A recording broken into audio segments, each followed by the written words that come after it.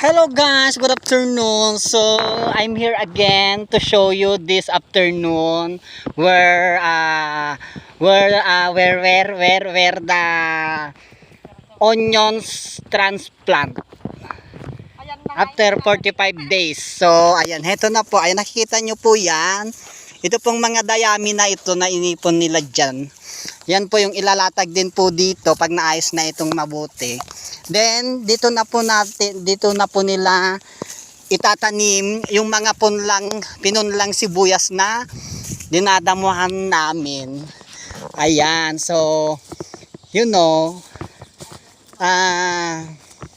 this is the place where the onions were transplant after 45 days. So now what we are going to do now is to clean the onions. Then after 45 days they can transplant here on this place.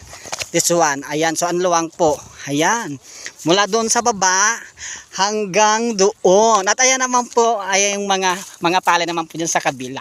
At ayan, nakikita nyo naman po itong aming lugar. Talaga namang tahimik na lugar. And napapalibutan po kami ng kabundukan dito sa probinsya ng Nueva Vizcaya. Ayan. So, heto po, ganito lang po kasimple ang lugar ng probinsya ng Aritao, Nueva Vizcaya Farm. Ayan. So, kita nyo naman yan. Bukirin na po lahat ito. Ayan. Ayan po yung mga naani ng mga pali na yan. Diyan na po itatanim yung mga sibuyas. So, ayan po yung naani ng palay. Then ganito na siya, green na scatter nila. And then yan, ilalatag po yan. After how many days, then saka nila itatanim dito yung mga sibuyas.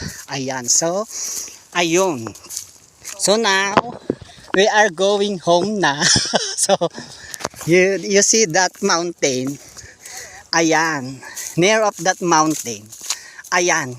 We are going home there. So, hanggang dito na lang po. Bumarot na walang halong charot. Thank you for watching, guys. I love you all. Bye-bye.